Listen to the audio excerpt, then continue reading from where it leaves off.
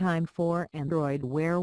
Google shows off Samsung, LG, Motorola smartwatches. Google's Android Wear software is being used to power the Samsung Gear Live and LG G Watch, available for order today, and the Moto 360 due later in the summer.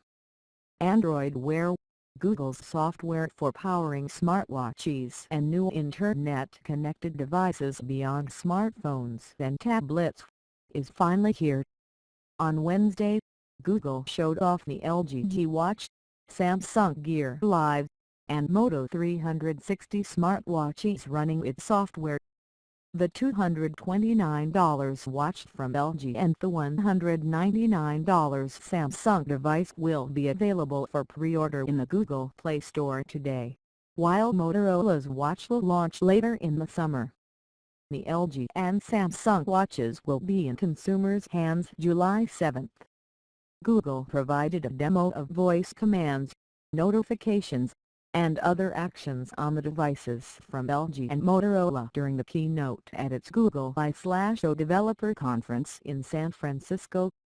David Singleton, Director of Engineering for Google, said that Android Wear devices will be available with both rectangular and circular screens and will come in a wide variety of fashionable designs. The model from LG and Samsung both feature square displays, while Motorola's is round. Google and other companies have been looking to wearables as a new market opportunity while smartphone and tablet growth slows.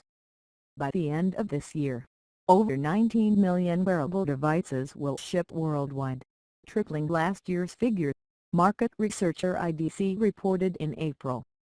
By 2018, wearable shipments are expected to hit 111.9 million worldwide shipments, still a small number compared with the 1.7 billion smartphones expected to be sold that year. Singleton said that people look at their Android phones an average of 125 times a day, so watches make it much easier to quickly absorb notifications but still interact with the surrounding environment.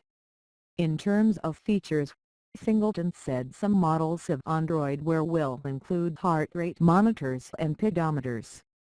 The software will allow users to activate the Do Not Disturb setting by swiping down on the display.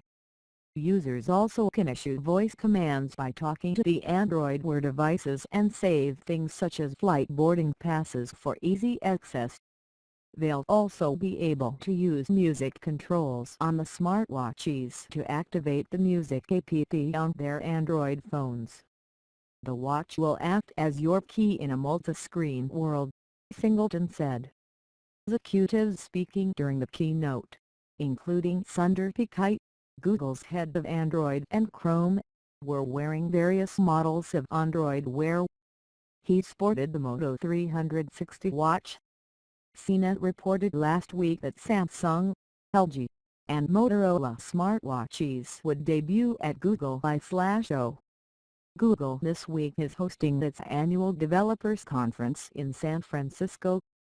Before the event, the Mountain View, California, company said it would focus its army of attendees on the 3DS, design, development, and distribution.